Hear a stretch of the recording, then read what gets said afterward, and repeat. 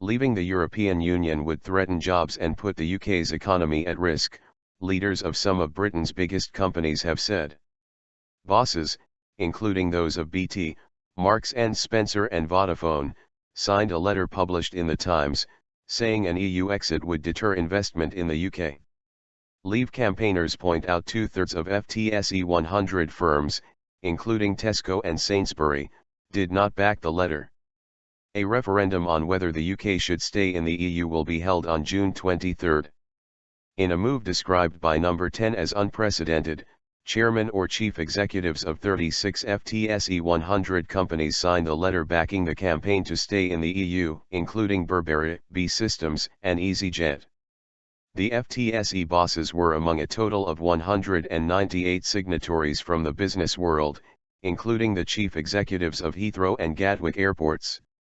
However, nearly 2/3 of the UK's largest publicly listed businesses did not sign, and the BBC's economics editor Kamal Ahmed said there were some notable absentees among them, such as the bosses of Tesco, Sainsbury's, RBS, and Barclays.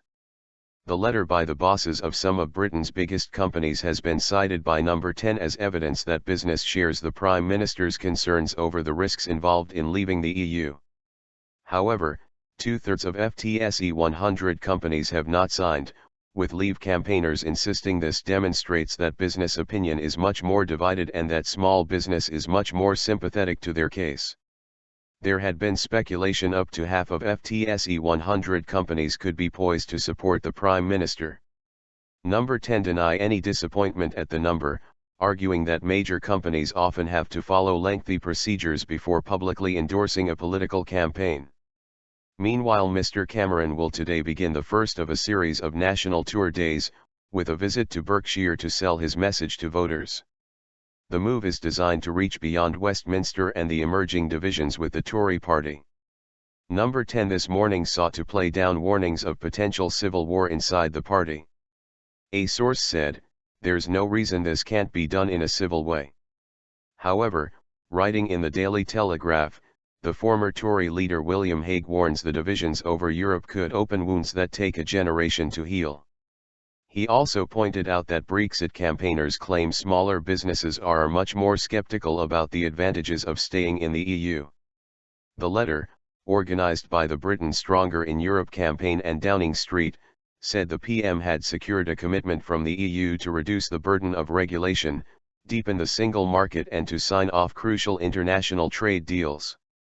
They wrote, "Business needs unrestricted access to the European market of 500 million people in order to continue to grow, invest, and create jobs.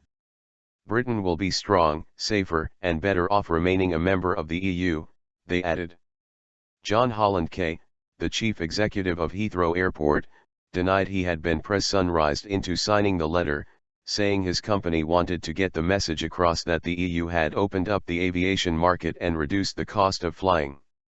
"Lower costs of flying mean we can go on holiday more easily, we can go on business more easily, so whether you are going on a stag night or exporting, there is a real benefit of being part of the EU," he told the BBC News Channel. Bullying. But Richard Tice, co-founder of Leave.eu, said Downing Street had admitted using taxpayers' money and applying pressure on FTSE chairmen and chief executives to sign the letter.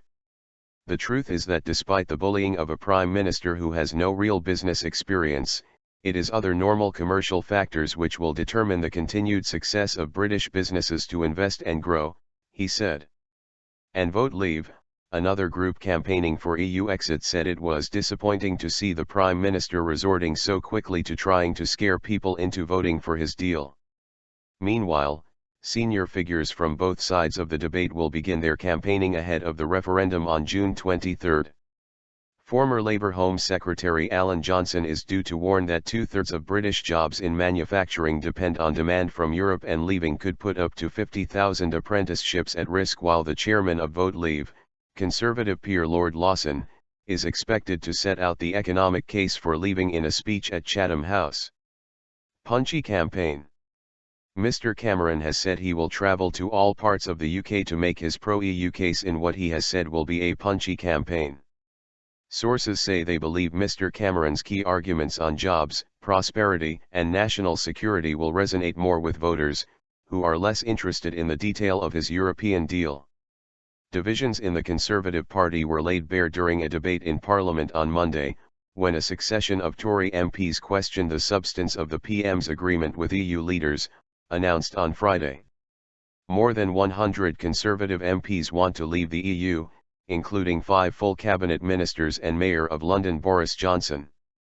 Mr. Johnson asked how the deal negotiated would in any way return sovereignty to the UK, while Tory backbencher Jacob Rees-Mogg said the EU was a failed body and the UK should make our own path. According to BBC Research, 142 Tory MPs will campaign to remain in the EU, 120 to leave, while 68 have yet to make their positions clear. The overwhelming majority of Labour MPs back continued EU membership, as do the SNP, Plaid Cymru and the Liberal Democrats, but the Democratic Unionists and UKIP are opposed.